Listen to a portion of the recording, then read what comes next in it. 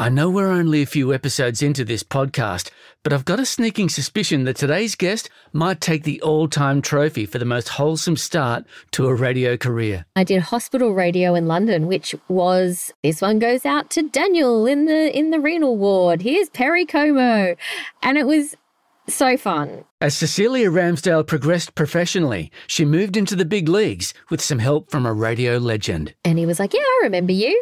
Next time you're in the city, come by and we'll have a chat. But after the tragic, untimely passing of another radio genius, it was time to move on. It was gut-wrenching, but it was the catalyst. And I was like, I just don't feel like I can be here anymore with him not here. But what Cecelia learned in radio, she still uses in her work to this day. My fingers just dance across the keyboards in Pro Tools and I know how to use it all. And it just makes that part of my job so much easier. May your best years be ahead of you. I'm Andy Marr. This is Off Mic, Life After Radio.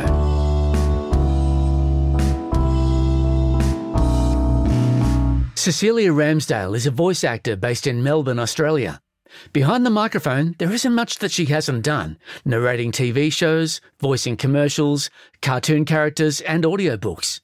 Cecelia also has podcasts of her own, including the No Books Book Club and the Wellness Collective. And while not technically attached to a radio transmitter, Cec does do work for the app-based radio station Broad Radio, a radio station for women by women. And now, my dear friends, in this podcast episode, we will be discussing the topic of suicide. It's about 14 minutes in. If you're having a tough time, there is help available. In Australia, you can call Lifeline on 13 11 14. In the UK, you can call 111. In the US, you can call 211. And in Canada, it's 988. Cec, so good to see you. How are you? Hello, Andy. I'm good. How are you? I'm doing great. Where do we find you today? Here I am at home in my little part of the world, my Studio Brick studio, which is where I pretty much work most of the time these days. Oh, that's amazing. So you're mostly doing voiceover these days? Yeah, it's really interesting how much it's changed. I think back to, well, COVID, this is the only good thing that came out of COVID really that I can see is that working from home studios became normal and accepted, and so long as you had well-treated spaces and everything, you could work with anyone around the world. So, before that, I used to have to drop everything and jump in the car and drive to studios. It wasn't unusual to be in the car longer than I was in the studio. So plenty of time for lip rolls to freak out the person in the car next to you at the lights. That's true. Good old voice people. Oh, mate, it never gets old. So I replaced you. You did. I'm glad you brought that up. Triple M in 2009. I was in an awful state in Sydney. I had taken what I thought was going to be my dream job at Triple M Sydney, and it turned into quite nightmarish conditions where I was out of bed at 10 to 3 every morning to produce breakfast. And I discovered the hard way that, I can barely make toast at that time of the morning. I'm not suited to breakfast. Let alone promos. Yeah, so I'm glad I got out of that and I got into doing the job that you were doing, which is producing promos, music montages and footy replays for Triple M Melbourne. Yes. Which was so much fun. But given that moving to Melbourne from Sydney as I did, had the side effect of me falling in love with the woman who is still the love of my life. I thought you were going to say me then. I was like, hang on, that's awkward. No. No, okay, not good, quite that awkward, but I do have to say a big, awkward, huge thank you from the bottom of my heart for letting me take that job and have the radical transformation in my life that followed shortly afterwards. I know that you didn't know it at the time, and it wasn't what you intended, but things got really awesome for me, so I'm really grateful.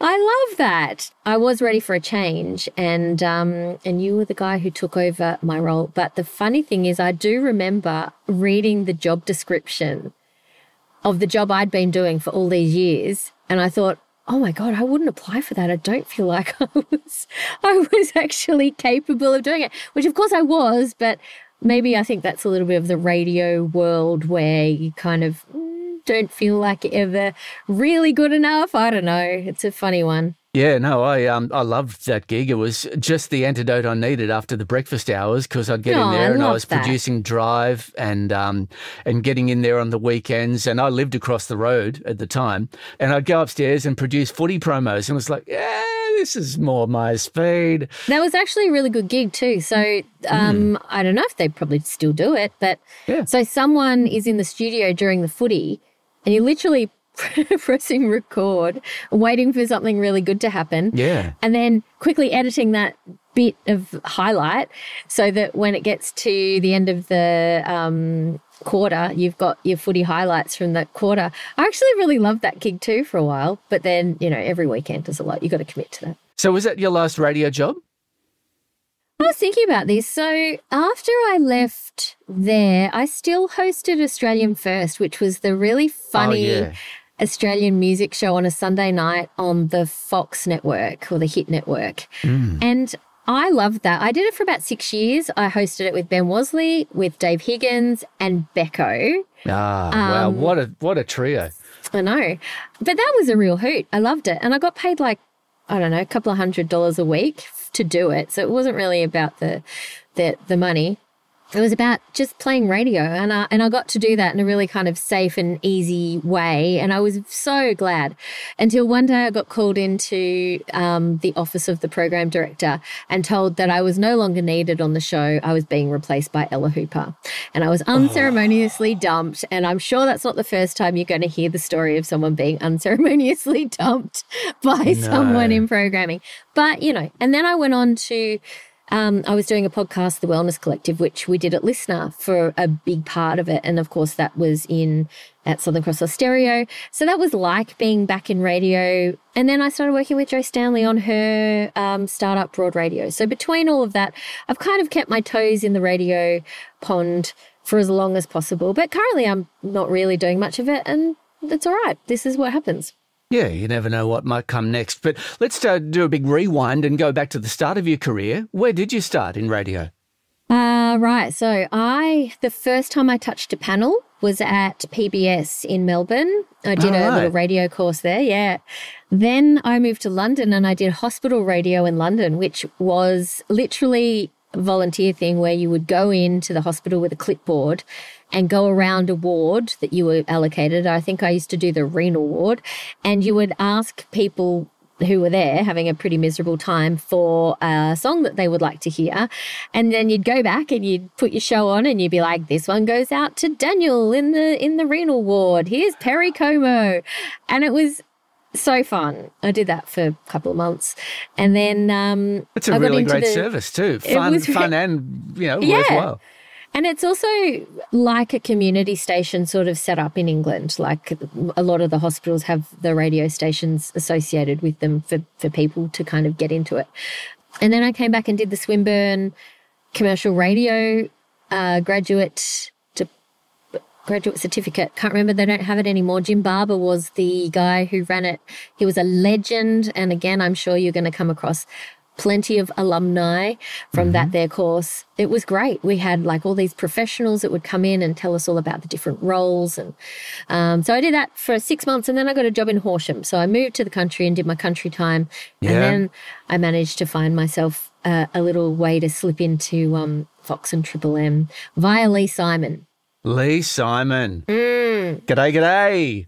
He was the legend of TV and radio back in the 70s, 80s, 90s, but then he pivoted into running the sport department at Triple M, which was like super smart and took off like a rocket. It's now an integral part of, people couldn't imagine Triple M without the football. No, exactly. And that was all Lee.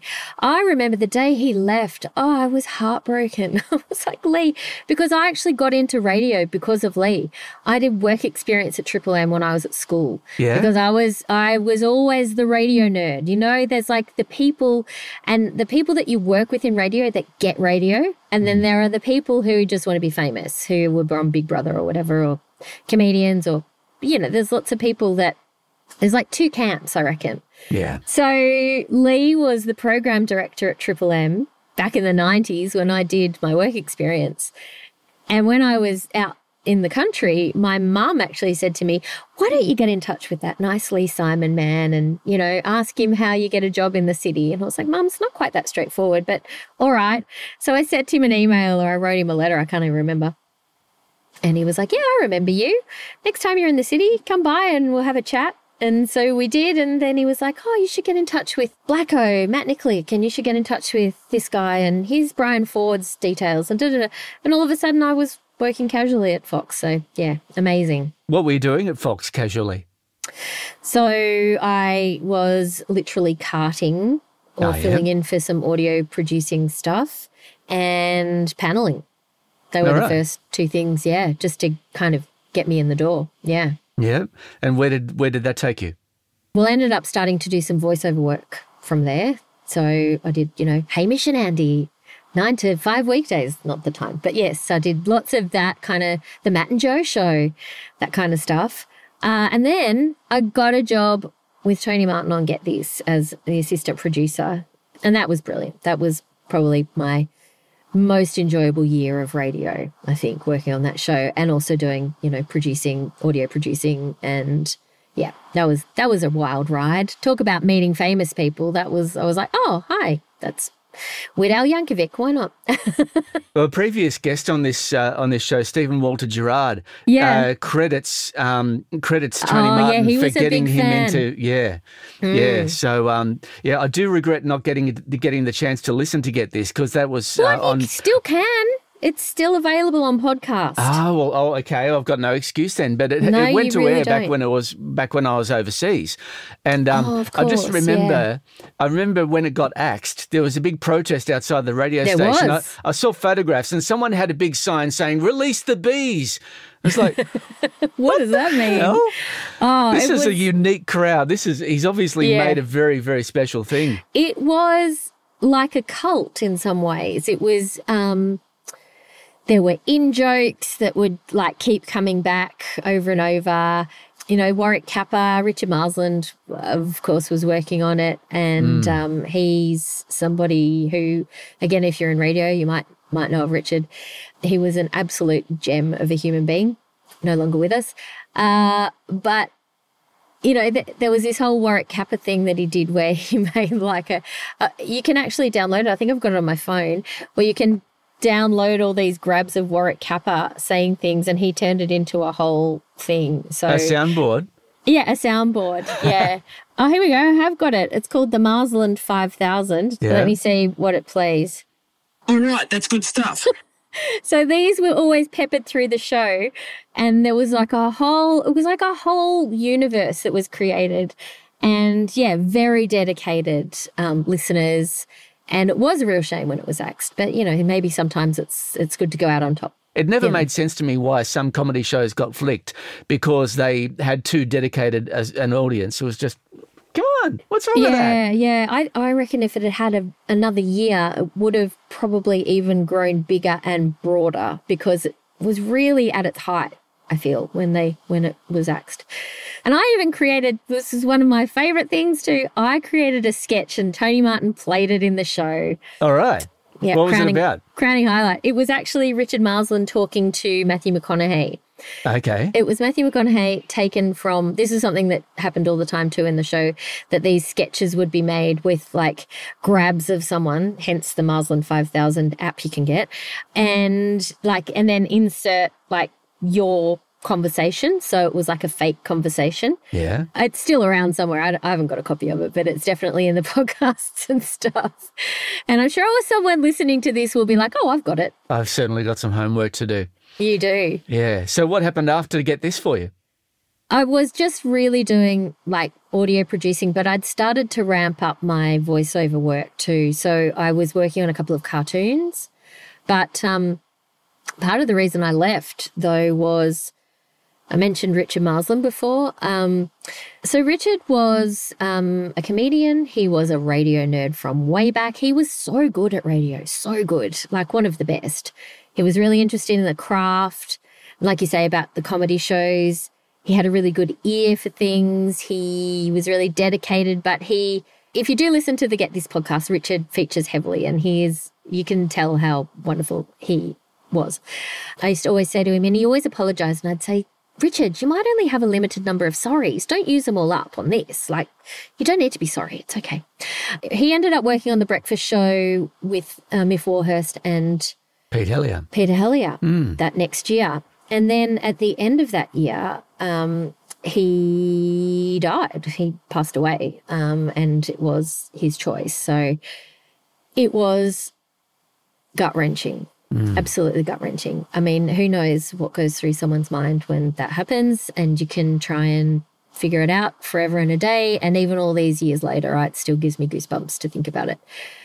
But it really did change something in my mind about working there. I just couldn't, it was kind of the catalyst. I mean, it wasn't the reason, but it was the catalyst. And I was like, I just don't feel like I can be here anymore. Yeah. With him not here. And I know that sounds really stupid because we weren't that close, really. We worked together and we were mates, but we weren't close mates. But I absolutely adored him, and he was always so supportive and wonderful. He was a very large figure in the Pete and Miff show, and it kind of, I mean, they finished the very last thing of their last show was replaying one of his sketches. So there was that show never really recovered from that either. No. Yeah, and again, to this day, everyone who knew him still has a very big Richard-sized part of their heart because he really was one in a million. What do you miss about radio? I miss the people, but I miss the urgency. We need to get someone to talk about this. Let's do it quickly. All right, what do we got? Who can we find? Okay, this person, they might know. Like that kind of like the pace of it, and the fact that you do something and it's gone. And apart from get this, it's gone and people won't notice it, So you do make mistakes or you try and get things sorted out, but it's those quick decisions and making things move. Like it's really dynamic, and that's the fun of it, I think, too. I remember once I was working at Triple M Sydney when Ugly Phil was doing the night show, and I just saw how absolutely invigorated he got when I was running from one studio to another. He just sort of got on comms. It was like, I love it when that happens. This is radio. It's like, yeah, exactly. Move it. Yeah. So much fun. Yeah. Even like you say, like edits, getting really good edits, doing promos. Like I'm so glad I still get to do radio voiceover work because I love it. I'm like, it's these little snippets of joy in 10 seconds, and I don't know, something wrong with me. But anyway, I do. I love it. That's awesome. But what don't you miss? I don't miss the politics. I don't miss the kind of, emails about, such and such has decided to move on. And well, have they? I don't know. I think the culture of it sometimes lacked a bit of compassion. Yeah. There were certain leaders that were fabulous and certain leaders that weren't. And I really don't miss that kind of like the bullshitting. People can see through this. Don't treat people poorly. And I, from what I've heard, obviously it's a really tough time in radio presently with, talks of mergers and all of that stuff. And I'm sure morale is really tricky at the moment. And I really feel for everybody in that situation because it's, I don't know. Is it necessary? I don't know. Back to your on-air work. What was the biggest mistake on air that you ever made? Oh, my God, so funny. So I did some announcing shifts because I always wanted to be on air, but I couldn't kind of find my way to do that. Apart from Australian First, that was great. But I loved being on air with someone, which is why I love podcasts because it's the banter. And I was doing this Saturday morning shift on Triple M and I had to back announce an In Excess song, and it was from the album Shabu Shabar. And I said, from the album Shabu Shabar, also, I just completely cocked it up. And I got a text message from a friend going, do you not know how to say that In Excess album? I was like, let's just quickly go to the next thing.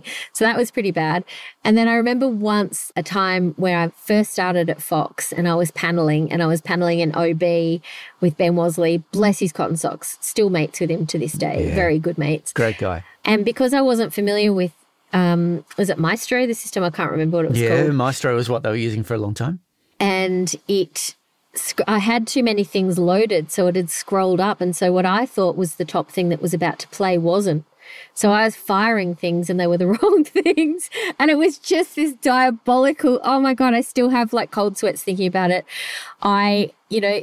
The idea of paneling, I can do it, but honestly, when now everything has become so fancy and, you can use clots to put it through here and there, and when you can panel a thing that's in a different state. I'm like, no, this is not me. Okay, I'll just be over here and you get someone else to do that who knows what they're doing. Because, yeah, that's horrifying. Yeah. Yeah. I was a panel op for Talkback Radio for a couple of years and, talk about things I don't miss. Panel ops need to be given their kudos. It's a really hard job. And if it goes wrong, everyone knows about it. That's what I always think is quite the funny part of it. It's the only time you're ever noticed as a panel op when things go wrong. Yeah, that's right. Thankless task. That's right. Shout out to all the panel operators. Yeah, we see you. We hear you. Oh, Cess? Yeah. Have you seen this all-staff email from the boss? Apparently you and I are going to be wished well in our future endeavours if we don't stick to the log. Can you get us out to a break? Can you give us a forward sell? Coming up, one of the classic hits from INXS that's not on Shabu Shabar. Still to come in this episode with Cecelia Ramsdale. We'll talk about what skills she took with her from radio that she still uses today, and why aren't there more women in audio production? It's got nothing to do with whether you were born with one set of chromosomes or another. What's the best thing that you've taken from radio into what you do today in terms of what you learned? Well, I think it's interesting because mostly what I do these days is voiceover work. I'm so glad I had that grounding in radio where I learnt how to make promos and I learnt how to edit quickly and I learnt how to edit voice. Like I find it really interesting when you listen to a podcast or you listen to an edit of something and the voice hasn't been edited well.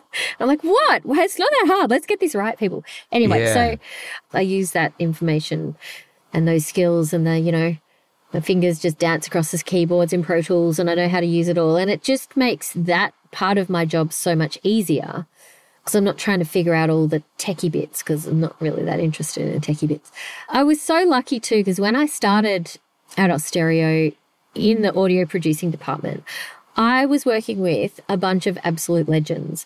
Matt Nicklick, Matt Curry, John Lindray, who is no longer with us, passed away from cancer years ago.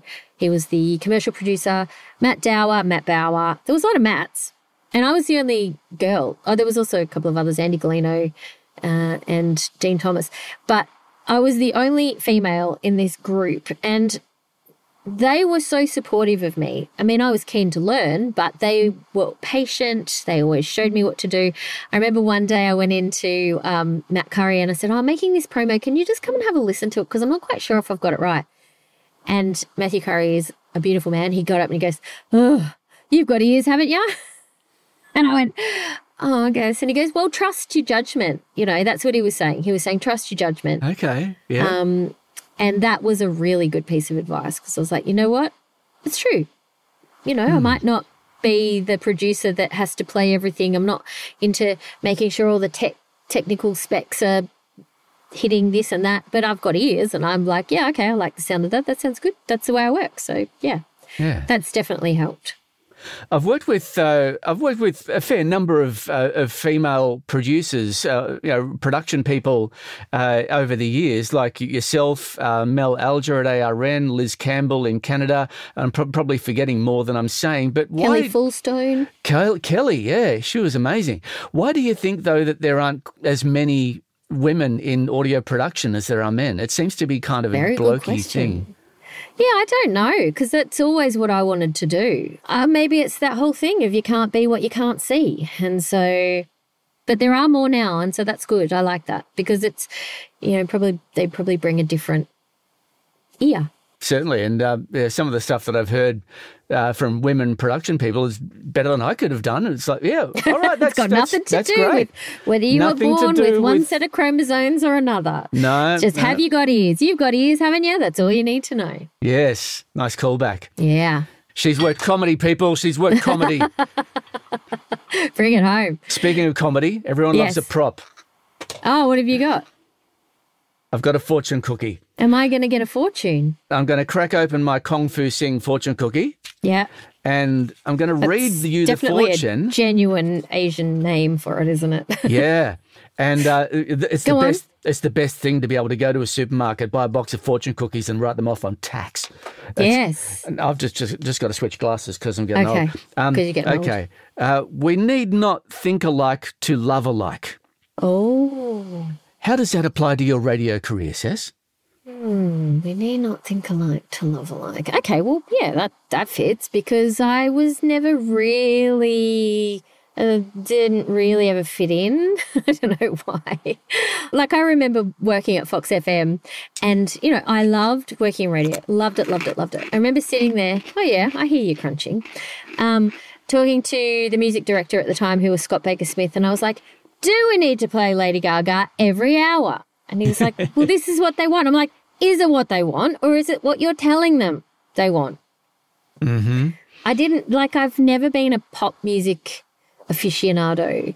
So I did find it quite strange working at Fox in particular. Yeah. Triple M I was a bit more rocky and I kind of would listen to Triple M, but Fox, I was like, I just don't get this. Same when I worked in the country and, you know, back announcing these songs and I was like, who, Ashanti, what? Who is this? I don't know what this music is. And I got the hang of it because it just becomes like you learn the ropes, right? Yeah. But I never loved the music. So what was my fortune? We need not think alike to love alike. There we go. I think that fits. Well, Cess. Yes. This has been amazing. It's been Thank fun. you so much for coming on Off Mic Life After Radio. I love it. So glad that things are going beautifully for you after walking away from the transmitter full time as well. Yeah, well, you never say never. That's one thing I will say. Be a good person to work with, love what you do, and it all comes back around, you know. So that's what I hope that other radio people might think about me because that's definitely what I think about most of them. But good to see you, Andy, even if it is through the screen. Magic of cameras, yeah. Yeah. Good luck with your podcast. This is a great idea too. So I look forward to having a listen to all the other old grumpy people and seeing what they've got to say. And do yourself a favour and listen to Get This. Yes, intersperse the podcasts of Cess with and other ex-radio people with the Get This podcast. Yes. Oh, and if you need a female voiceover, you can come and see me as well. Yep. Yeah. And always here. Yep. And you. And the No Book Club. Yes, I know. Gosh, busy. Too much on. Thanks heaps, Cess. All right. See you, Andy. Thanks for having me. That's the thoroughly awesome Cecelia Ramsdale. If you want more inspiration about finding your transferable skills, go back and listen to our previous episode with former radio announcer, program director, and now media advisor, Matt Whittemore. Telling a story is telling a story. How you set up a narrative is pretty much the same. I understood market appeal, which is why I kind of got the job I did. If there's something about the transition out of radio into new careers that you don't think I've been covering so far on these podcasts, I'd love to know about it. You can leave me a comment on YouTube, look me up on LinkedIn, or you can find the podcast on Facebook, Instagram, and Blue Sky. Just look for the name Off Mic, Life After Radio. I'm Andy Marr. May your best years be ahead of you.